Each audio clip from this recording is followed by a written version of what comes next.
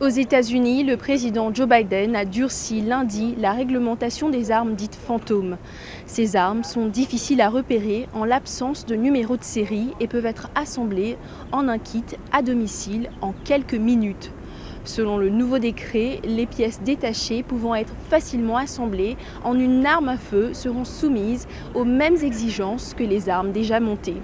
Le président Biden s'est dit favorable au deuxième amendement de la Constitution des États-Unis qui porte sur le droit de posséder une arme à feu, mais il a cependant critiqué le puissant lobby des armes, la NRA, pour avoir qualifié sa nouvelle régulation d'extrême.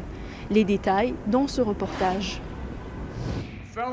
Le nouveau décret présidentiel stipule que les pièces détachées pouvant être facilement assemblées en une arme à feu seront désormais soumises aux mêmes exigences que les armes déjà montées. Cette décision historique va permettre de réguler la prolifération des ghost guns, les armes fantômes. Les forces de l'ordre tirent la sonnette d'alarme. Nos communautés en payent le prix.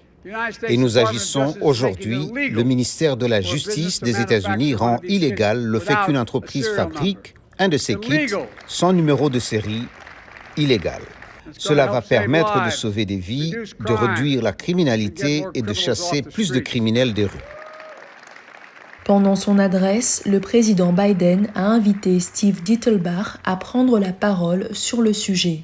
Monsieur Dittelbach est le candidat de la Maison-Blanche au poste de directeur de l'ATF, le bureau en charge de la régulation et du contrôle de l'alcool, du tabac, des armes à feu et des explosifs.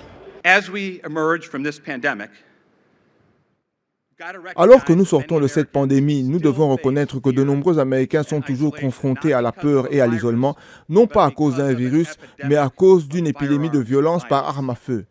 Ce n'est pas un problème nouveau, il y a de nombreuses causes. C'est pourquoi la solution va requérir une approche fondée sur la coopération à tous les niveaux pour résoudre ce problème. Et le bureau de régulation de l'ATF sera là.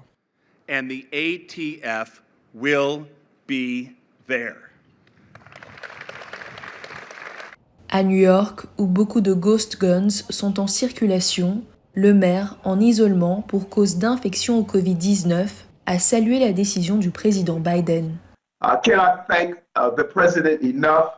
Je ne remercierai jamais assez le président d'avoir traité cette crise de la violence armée comme un problème grave dans notre ville et dans notre pays. Au cours des nombreuses conversations que j'ai eues avec lui, il a clairement montré son engagement et son dévouement à faire face aux fléaux auxquels nous sommes confrontés.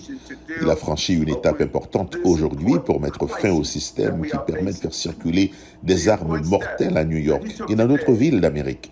Son annonce a montré à quel point nous avons besoin d'aide. Nous avons besoin de soutien à plusieurs niveaux.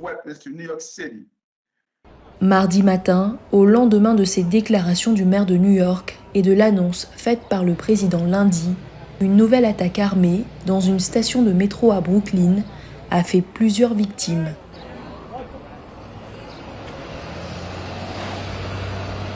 Ici à New York, où beaucoup de ghost guns sont en circulation, les autorités ont salué la décision du président Biden, alors que mardi, une nouvelle attaque armée dans une station de métro à Brooklyn a fait plusieurs morts et des blessés. Dili Diko, VOA Afrique, New York.